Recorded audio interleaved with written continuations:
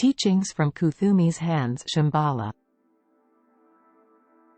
What is Shamballa, this ancient, mystical place that has appeared in prehistorical literature for thousands of years? Myths, legends, and all too much misinformation has been associated with the name, Shamballa. I hope to clear up some of that confusion in this brief overview of the matter, and I want to convey that the information comes from the Great White Brotherhood, the high initiates of Earth's spiritual hierarchy. Roughly 18 million years ago, Sanat Kumara was granted permission by the solar logos for this system of planets to come to Earth to lead the sentient life on this planet upwards into the light and raise the primitive consciousness of the human life forms from the barbarism and savagery into which they had fallen, because the dissolution of this planet was being considered, as it was not meeting its evolutionary expectations and was becoming a collective burden to the solar system. Certain high initiates in an act of love and sacrifice offered to precede Sanat Kumara to the earth in order to prepare the way and build for him an appropriate place of dwelling and center for the administration of the plan to slowly advance the evolutionary progress of Earth and her peoples. See, who is Sanat Kumara?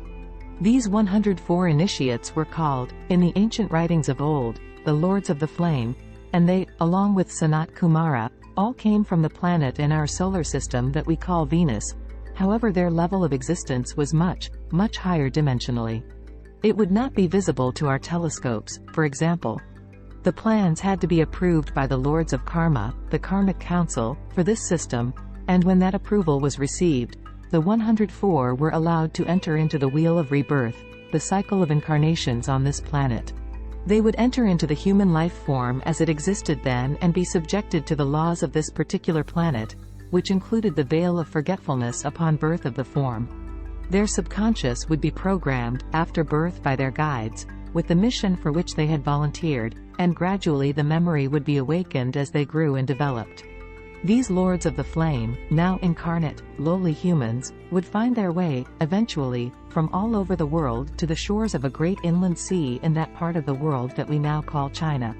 The distant memories of their origin and mission were stirred despite the primitive circumstances of their tribes and cultures, and they would follow a powerful intuitive impulse across continents and oceans to find each other on the shores of the Gobi Sea. Set within this sea was a beautiful, verdant island where they would focus their building efforts in a project that came to be called the Building of Shamballa, and the island would eventually be called the White Island, which was a reference to the gleaming white structures that comprised the city upon it. The name of the city, Shamballa, was taken from the capital city on Venus, the home of their beloved Sanat Kumara, and the plan was to design it to be a replica of Shamballa on Venus.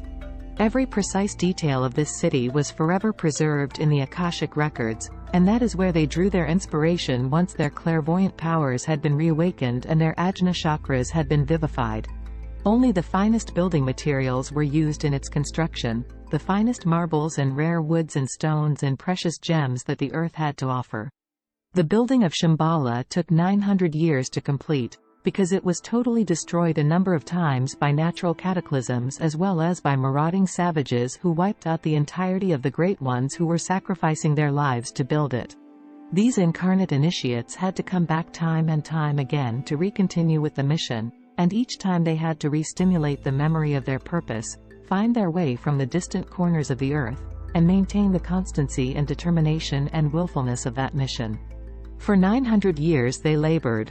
For 900 years they held the vision. For 900 years they would not be deterred by the forces of darkness that placed all manner of obstacles in their path. They did ultimately prevail in creating a replica of their Shamballa on Venus with the great golden domed temple to serve as the center of the city and the home of Sanat Kumara. The larger stones were carved and moved by use of their telekinetic powers and the use of sound, much as was done with the Great Pyramid of Giza. The boulevards were wide, the domed temples were massive. The minarets were tall, plazas were abundant. Fruit trees and flowers were planted everywhere. It was a labor of love that went on for centuries. The City of the Sun on Venus was the pattern and template for the Golden City of Shamballa, so called because of the gold filigree that was used on many of the temples. Each of the 7 major ashrams of Earth's spiritual hierarchy has its own series of temples, referred to, the 7 rays explained. The coming of the Lord of the World was accompanied by grave ceremony and joyous exultation, and the Earth received an unprecedented leap in its evolutionary advancement by the aura and energy field of this great being. The downward spiral of the sentient life of the planet was immediately halted and a trend of reversal was begun, which would lift the collective consciousness in a stepwise fashion through the eons of time. The Great White Brotherhood was formed to carry out the plan of Sanat Kumara for the kingdoms of nature on the planet and would be the vehicle for advancing the consciousness of the race of mankind.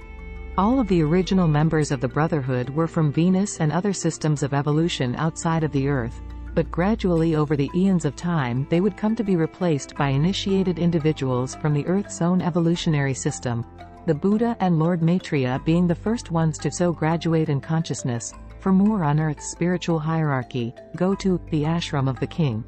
Today this great city of Shamballa can no longer be found at the dense physical level of Earth. It cannot be seen by the human eye with its very limited spectrum of light visibility. It cannot be perceived by any of the sensory organs of the human body. It has been removed by the planetary logos, the higher self of Sanat Kumara, and lifted in vibrational frequency into the highest etheric level, which is the uppermost of the 7 subplanes of the major physical plane, comprised of 3 dense physical subplanes and 4 etheric physical subplanes. It very much exists over the Gobi Desert of western China, and only those who are called may visit in their astral forms. This is usually done at night when sleeping or when meditating or some other form of altered state of consciousness. Students and disciple initiates of the Ascended Masters attend classes in the temples there. 4 times a year, on the equinoxes and solstices, the Great Council meets to discuss telepathically the events on Earth, the progress made, and plans for the next quarter and year. I think that something of practicality should be mentioned here. These great beings that we call the Buddhas of activity and the Kumaras and the Chohans of the 7 rays and the Ascended Masters, the upper echelon of Earth's spiritual hierarchy, do not have any kind of dense physicality to their beingness, such as what humans experience. The higher members, such as the Kumaras and the 3 great lords, the Manu, the Bodhisattva, and the Mahachohan, have etheric bodies on the higher etheric planes.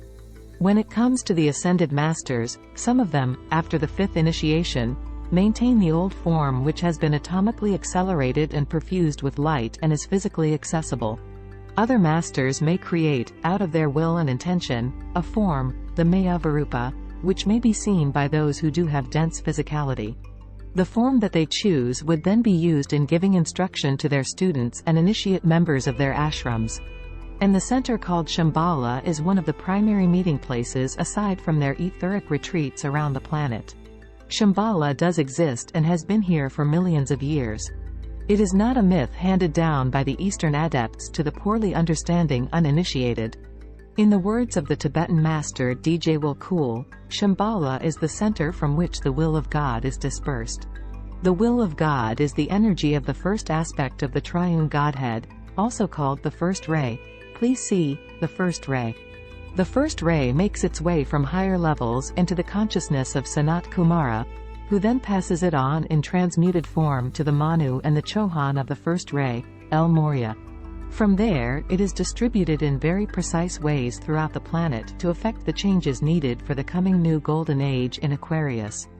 The first ray, called Shiva the Destroyer in Sanskrit literature, is the destructive force which will remove the old ways and systems and forms to make way for the new ones in the coming new age, to be governed overall by the 7th ray. The radical and momentous changes in the consciousness of the race will be effected under the guidance of Sanat Kumara, utilizing the powerful force of the divine first ray and centering the effort from the bright center lying far ahead, Shamballa.